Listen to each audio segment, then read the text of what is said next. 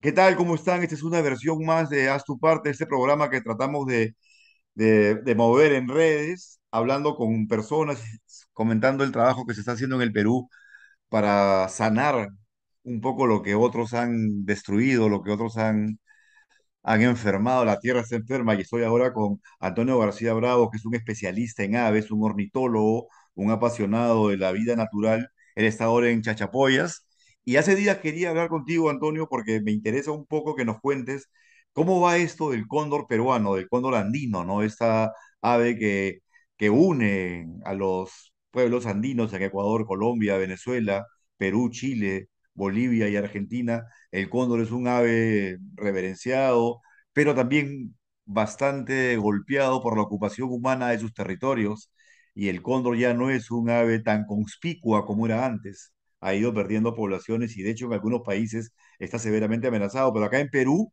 se lanzó hace un tiempo la idea que se ha llevado a cabo de hacer un censo nacional del cóndor andino para saber cuál es el estado de la población. Pero yo antes de entrar en ese tema, que es el tema más importante tal vez de esta conversa, Antonio, quería preguntarte cómo te vinculas tú con la especie, ¿no? Yo sé que tú eres un amante de las aves, que te dedicas al fisgoneo aviar, eres un guía de naturaleza especializado en aves, pero ¿cómo así una persona como tú ingresa a esta afición por el cóndor, ¿no? ¿Qué me puedes decir al respecto? ¿Cómo te has vinculado tú con la especie? Bien, gracias por la invitación. Sí, efectivamente el cóndor pues ya ha dejado de ser tan conspicuo, ¿no? Y cada vez parece que su población va disminuyendo por cuestiones básicamente antropogénicas, ¿no? Mi involucramiento con el cóndor básicamente ha sido inicialmente por el trabajo mismo de la parte ornitológica, ¿no? En consultorías, etcétera. Y poco a poco me he ido involucrando aún más. Actualmente estoy trabajando para el CERFOR en el primer Censo Nacional de Cóndores, pero entenderás que por políticas hay algunas cosas que tengo que ser reservado. Entonces, pero podemos tocar algunos temas, ¿no? De forma general, para el cóndor, ¿no? Que como dices tú, es una especie muy venerada en algunos sitios, pero a la vez, parece mentira, también es una amenaza para algunas otras personas. Entonces, esta especie está en los dos lados de la conservación, ¿no? Así es. Es contradictorio, ¿no? Es como esos amores contrariados, ¿no? Por un lado es apreciado por las poblaciones y por otro lado es temido, ¿no? Pero ¿por qué un cóndor puede ser peligroso para una población? Entiendo que es un carroñero, ¿no? Es un ave que come, que se alimenta de animales muertos, no es un cazador, no es un águila, ¿no? Pero ¿por qué? Al igual que el oso de anteojo, ¿no? También existe en las poblaciones rurales el temor de que el oso de anteojos pueda causar daños porque ataca, y el oso de anteojos es básicamente un herbívoro, ¿no? Pero en el caso del cóndor, ¿por qué hay este temor, esta actitud beligerante con la especie? Bueno, existen muchas versiones desde el ámbito rural principalmente, ¿no? En el cual pues, los ganaderos principalmente mencionan que los cóndores sobrevuelan, digamos, digamos, en algunos lugares y hace que rueden los terneros o algunos, por ejemplo, una vaca, un toro o cualquier otro animal, ¿no? Y esto hace que se muera y de ahí ya puede beneficiarse. Entonces, esa Ya. es la creencia, probablemente sea cierta, probablemente no. Eh, Eso yo digamos, no lo puedo asegurar, no lo he visto, pero a veces también nosotros tenemos que entender el otro lado de la versión también, ¿no? O sea, hay que ponerse, como tú dices, hay dos versiones. Entonces, nuestra Ajá. versión fue, sí, el ave es una especie que está en peligro de extinción, pero por otro lado, al lado del comunero, que a veces también nosotros nos olvidamos de esta parte, ¿no? Y decimos, sí, pero qué locura que lo puedan estar satanizando, pero hay una inversión detrás de ello, de tener un ganado, los ganados, etcétera, el ganado, ¿no? En fin, en forma general. Entonces, esta creencia de que pueda hacer que se, digamos, rueden y mueran el ganado es lo que hace como lo vuelve una amenaza al cóndor, ¿no?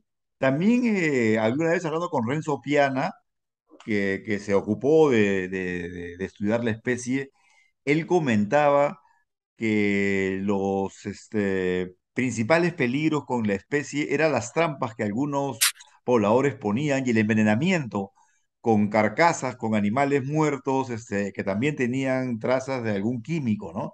Entonces es como un ambiente en el que se mueve la criatura que está tremendamente amenazado, tremendamente contaminado, tremendamente polucionado, ¿no? Sí, mira, eso está comprobado, pero casualmente, un poco investigando, en algunos lugares del país, ¿no? Especialmente en el centro sur, en ocasiones ha sido cazado, bueno, por versión de los, digamos, comuneros, porque en el buche tiene una grasa y esa grasa la comía para curar ciertas enfermedades. Entonces viene la otra parte de la cosmovisión que tiene el cóndor, de ser, digamos, un animal que te puede curar ciertas enfermedades. Obviamente que esto desde el ámbito pues, digamos, de la percepción de algunas personas, ¿no? Para cierto o no, eso no te lo puedo decir, pero Ya. va por ahí, ¿no? Entonces, por otro lado, también ya sabemos que ha sido utilizado por, digamos, en festividades, inclusive de algunas vírgenes, etcétera, ¿no? Entonces, si lo enmarcamos, digamos, a las diferentes amenazas que tiene del envenenamiento, ¿no? En cuestiones mágico-religiosas, los cableados eléctricos, no, la falta de comida también, etcétera, incendios forestales también afectan, la construcción de carreteras también ha sido. Entonces, si vemos esta ave que demora más o menos un año aproximadamente que el pichón salga, ¿no? Si tiene éxito, vemos que tiene amenazas que van creciendo, ¿no? Entonces, esto lo convierte a una especie en la que nosotros debemos enfocar mucho más nuestro esfuerzo en conservación, ¿no?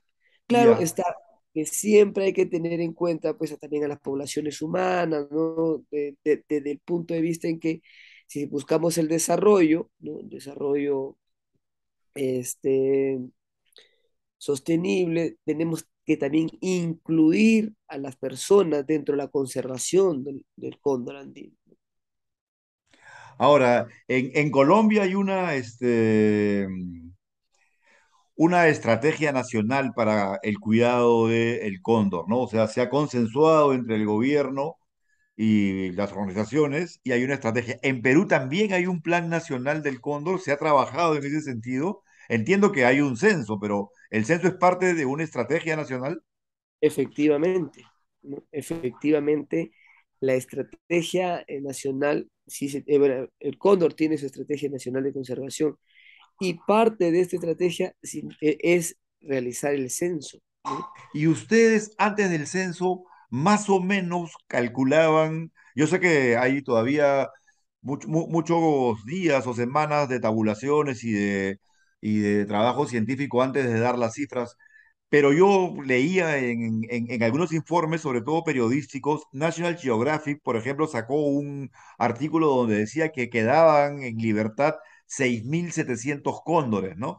Y que la situación era gravísima en Ecuador, donde se han censado o registrado 50, 130 en Colombia, y que las poblaciones de la especie más numerosas estaban en Chile y en Argentina, tal vez seguramente más en Argentina, ¿no? ¿Se tiene una línea de base poblacional demográfica para Perú? Bueno, sí, efectivamente conversaste, hablaste sobre Renzo y efectivamente Renzo hizo algunas estimaciones, ¿no? Entre 660 y 360 individuos, ¿no? Eh, en todo el Perú. Este rango amplio de casi 200 individuos, ¿no? De la población se basa en que digamos, la información obtenida es, para esta estimación es secundaria de otros, digamos, de otras fuentes, que no necesariamente es como este censo, donde sí hemos obtenido un número, digamos, máximo de individuos en este censo, ¿no? Y además obtenido obviamente de primera fuente en campo. Entonces, esta información se está, como tú dices, se está analizando todavía, pero ya te puedo dar luces de algo así, sigue siendo preocupante. Ahora, hay otra cosa que podemos analizar, es que todo el país no ha sido censado, ¿no? Solo determinadas regiones, y Ya. esto hace tal vez que podamos estimar en la población, ¿no? En un porcentaje mayor nada más, ¿no?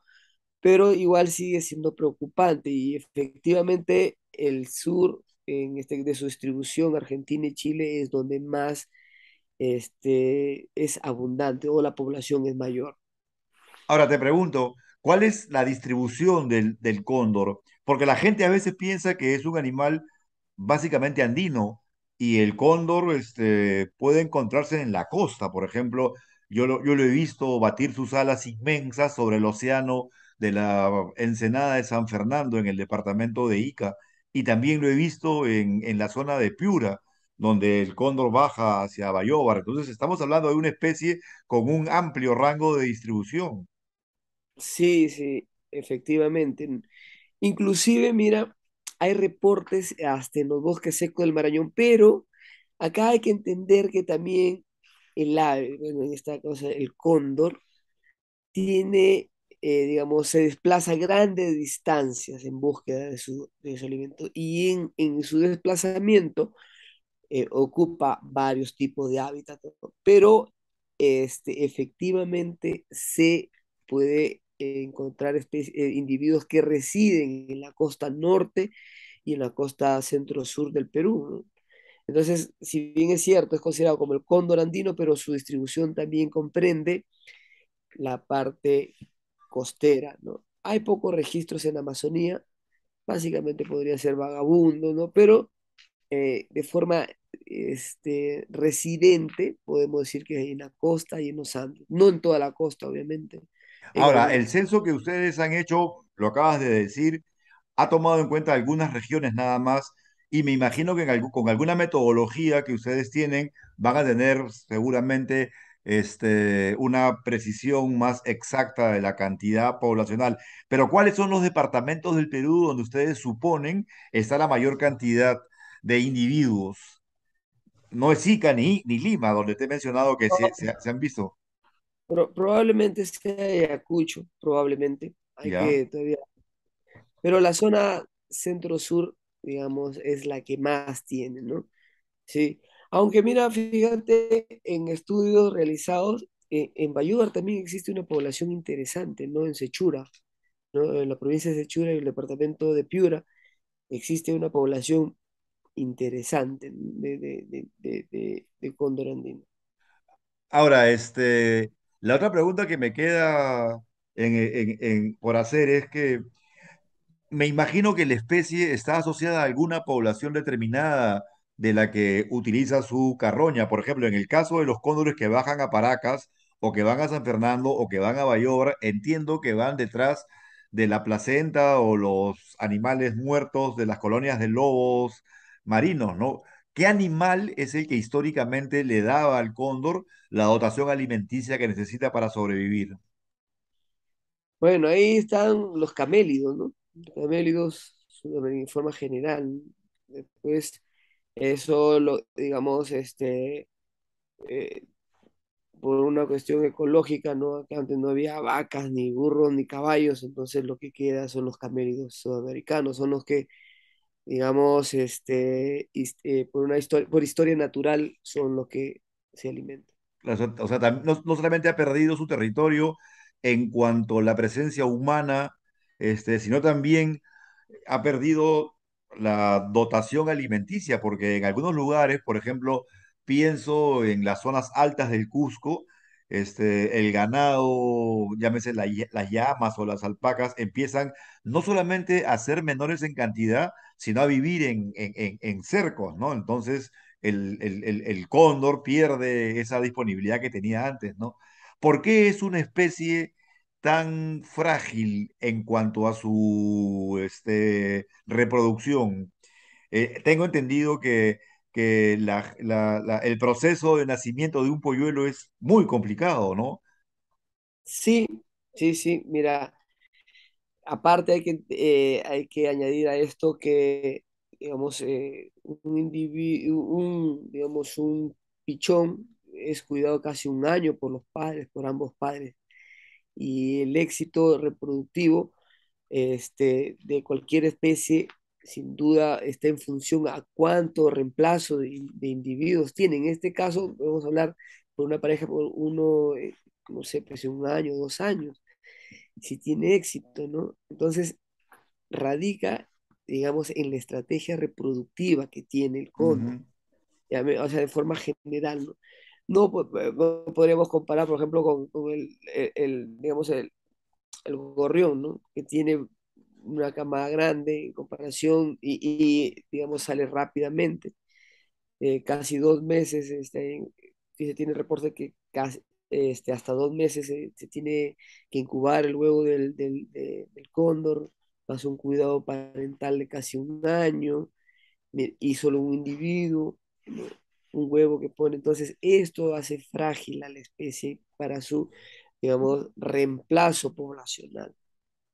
ujú.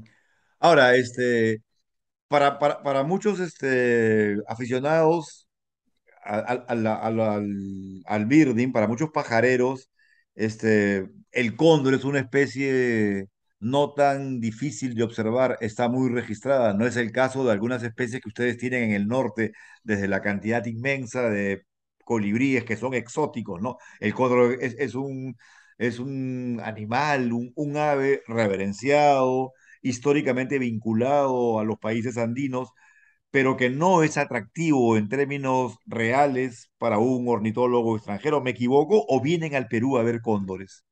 Tus pasajeros, por ejemplo, preguntan en la ruta del norte si hay presencia de la especie. Algunos no, algunos saben que hay este cóndor, pero no está, digamos, en sus especies objetivos, ¿no? ¿Por qué? Porque algunos ya pasaron por Colombia, pasaron por Claro. Ecuador, pasaron por Bolivia, pasaron por Argentina, entonces ya lo pudieron haber visto, salvo que sea un pajarero que, digamos, primera vez que sale de Europa, Norteamérica o Asia, no África si quieres, y su primer destino sea Perú, obviamente va a pedir cóndor, ¿no? Va a depender de dónde también venga y el grado de expertise que tenga este pajarero, ¿no? Pero obviamente sí, sí es una especie que llama la atención, ¿no? O sea, de forma general, digamos, para América sin duda es una especie que sí o sí, si vienes, tienes que verla, ¿no?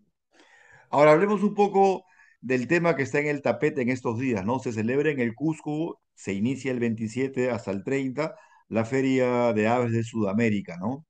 Y en ese contexto los pajareros peruanos están entusiasmados con la posibilidad de seguir promocionando estos eventos y sobre todo el pajarerismo, ¿no? La afición que tú cultivas desde hace tantos años, ¿no? Un poco cerrando esta conversación contigo, que quería preguntarte, ¿qué hacemos los peruanos para cuidar las especies que están amenazadas, ¿no? Tengo entendido que la categoría o clasificación del cóndor es de vulnerable según IUCN, pero hay otras especies peruanas que tienen clasificaciones más complejas porque se están perdiendo. El mismo colibrí maravilloso vive una situación frágil porque sus ecosistemas están siendo también muy golpeados por la presencia del hombre. ¿Qué hacer? Entiendo que el censo es una iniciativa que convoca a CERFOR como autoridad eh, principalísima, pero ha convocado también a Corvidi. Tú eres miembro de Corvidi, que es una asociación de la sociedad civil viendo temas de aves, ¿no? Y también se han sumado al esfuerzo los gobiernos regionales, ¿no? ¿Qué hacer como comunidad? ¿Qué hacer los peruanos? ¿Qué hacemos los peruanos? ¿Cómo hacemos para proteger esto que es también un insumo importante para el turismo, ¿no? Y también, obviamente, para la autoestima de los peruanos, cuidar las aves es tan importante como cuidar los bosques, como cuidar el medio ambiente, ¿no? Tú que vives del medio ambiente, que vives de recorrer los campos, los paisajes del norte en tu trabajo, este, ¿qué podrías comentar al respecto? ¿Cómo hacemos para cuidar lo que estamos perdiendo? Mira, el Perú tiene un poquito más de 1800, cerca de 1890 especies de aves. Nos llena de orgullo, ¿verdad? Pero también es una gran responsabilidad. Primero, en conocerla. Dos, en cuidarla. Mira, la sociedad civil, lo primero que tiene que hacer es informarse de lo que tienen. Si nosotros preguntamos a cualquier persona, ¿no?, que no está en el rubro ni del turismo ni de la conservación, le preguntas sobre las aves, te va a decir que sí, Perú tiene muchas aves como el gallito de las rocas, ¿no? Y hasta ahí llega su conocimiento probablemente.